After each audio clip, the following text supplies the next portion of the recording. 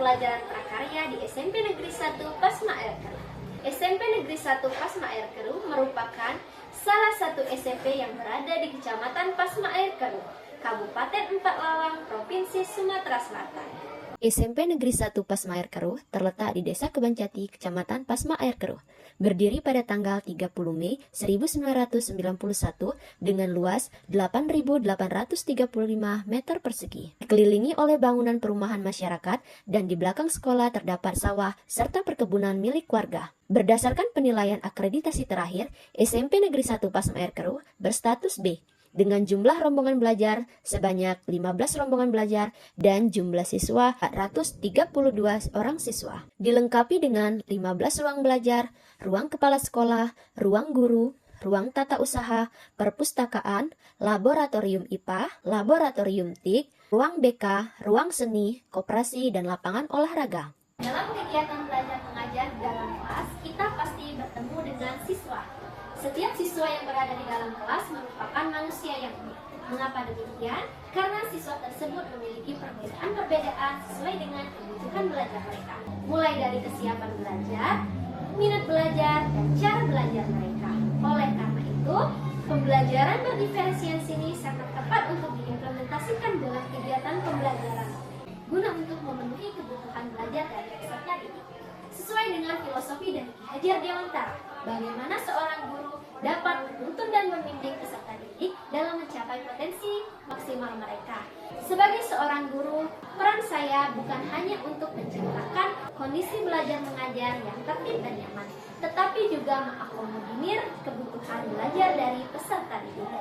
Baiklah, pada kesempatan ini saya akan membagikan video praktik baik saya mengenai optimalisasi pembelajaran prakarya dengan menggunakan media TV, media pembelajaran tayangan video. Dalam mengimplementasikan pembelajaran berdiferensiasi, upaya meningkatkan motivasi dan kreativitas peserta didik di SMP Negeri 1 Pasma Air Keruh.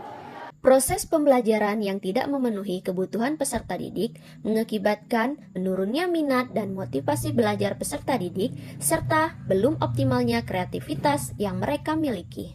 Hal ini terbukti dalam pembelajaran mata pelajaran prakarya. Peserta didik masih belum mampu mengembangkan ide kreativitas mereka dalam pembuatan produk kerajinan. Hasil produk kerajinan peserta didik belum bervariasi dan teknik yang digunakan 80% hampir sama. Perbedaannya hanya sebatas variasi dalam pengaplikasian warna. Berdasarkan hasil supervisi yang dilakukan pada tahun 2023 dan 2024 menunjukkan bahwa metode pembelajaran yang diterapkan masih monoton, media pembelajaran yang kurang bervariatif sehingga dalam kegiatan belajar hanya terpaku pada teks atau buku paket yang tersedia. Untuk itu, menciptakan pembelajaran yang berkualitas dan menyenangkan, maka seorang pendidik harus merancang pembelajaran yang inovatif, menggunakan model pembelajaran yang bervariasi, penggunaan media pembelajaran sesuai kebutuhan peserta didik, mendesain materi ajar dan LKPD yang menarik dan menyenangkan.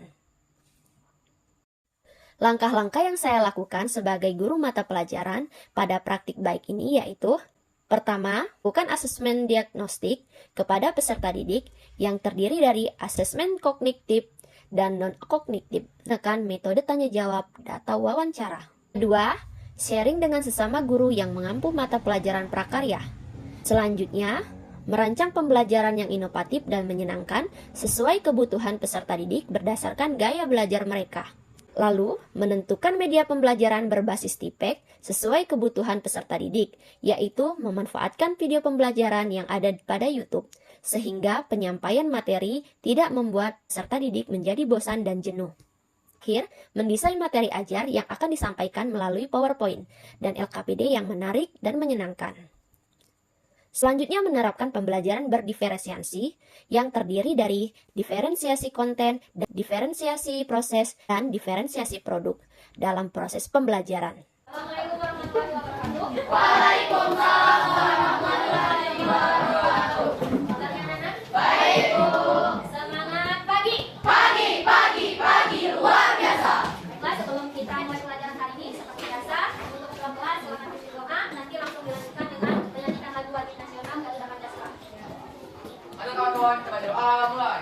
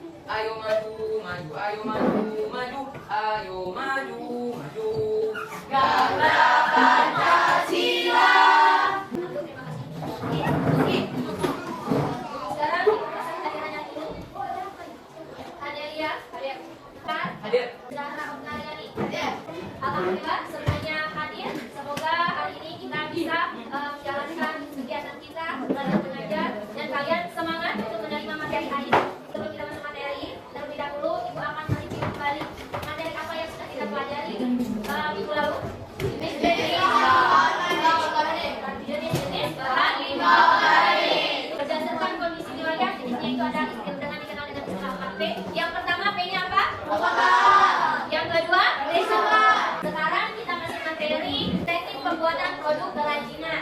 Jadi setelah kalian tahu materinya kemarin jenisnya, dalam pembuatan produk kerajinan itu tidak hanya dari bahan tiba-tiba langsung jadi produk, ada prosesnya. Nah, prosesnya itu yang harus kalian perhatikan, yaitu tekniknya. Sekarang perhatikan contoh produk kerajinan. Apa ini? Kira-kira kulit jagung ini di manakah bahan limbah tersebut sudah didapatkan? Di persawahan. Di persawahan atau di daerah pertanian.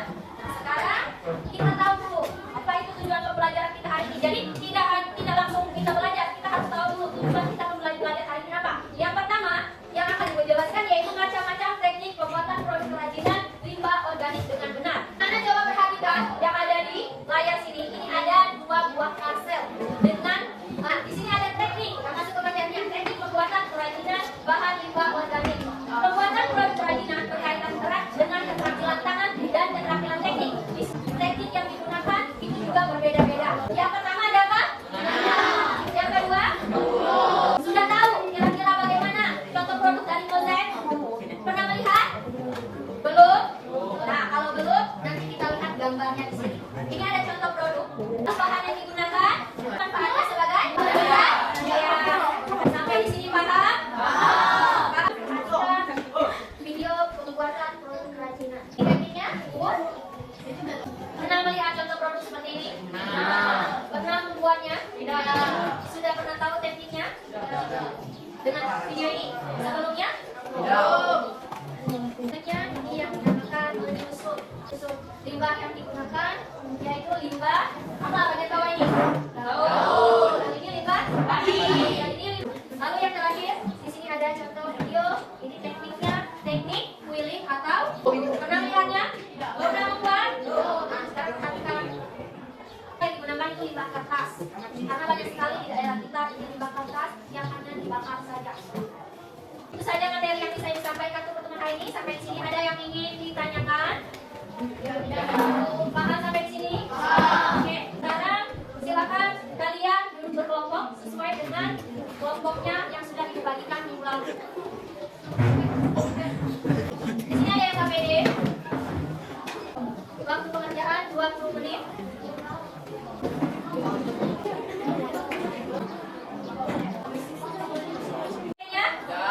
Waktunya sudah 20 menit. Sekarang waktu kalian untuk presentasi. Untuk presentasi yang pertama itu dari kelompok 1 terlebih dahulu. Silakan kelompok 1. Assalamualaikum warahmatullahi wabarakatuh.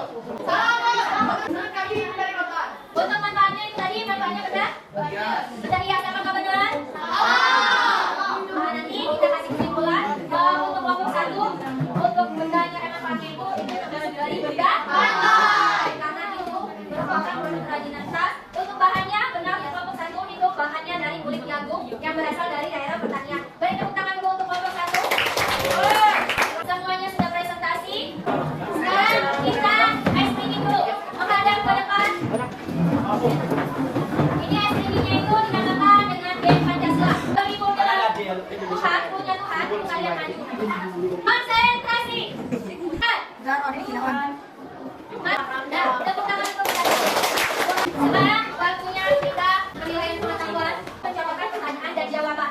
Nanti jawabannya tinggal kalian tuliskan. Untuk produk, di sini ada teknik pembuatan dan manfaatnya. Di sini pengerjaannya 20 menit. Waktunya sudah selesai. Silakan kumpulkan ke depan. Ke depan, kalian pelajari terlebih dahulu. Coba lihat di YouTube langkah-langkah pembuatan produk kerajinan. Sebelum kita akhiri materi hari ini, di sini ada refleksi, ada 4 pertanyaan. Ikutan yang satu persatu saja. Depan, bagaimana perasaan kalian setelah mendapatkan materi pelajaran hari ini?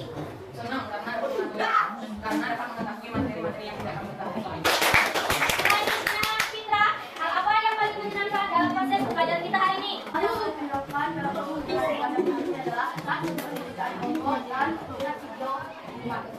Jadi Fitra sangat senang dalam pengerjaan LKPD dan melihat video pembelajaran. Apakah kalian juga mendapatkan ilmu baru, senang dengan video pembelajaran yang ditayangkan? Ya. Oke, selanjutnya Zara, kira-kira dari pelajaran kita hari ini, apa yang harus kita perbaiki untuk pertemuan berikutnya? Yang harus diperbaiki pertemuan berikutnya adalah videonya harus lebih panjang. Panjang, kenapa? Karena suka Biar lebih detail. Oh, biar lebih detail. Oke, berarti minggu depan videonya kita ambil yang lebih panjang lagi sesuai dengan dari bahan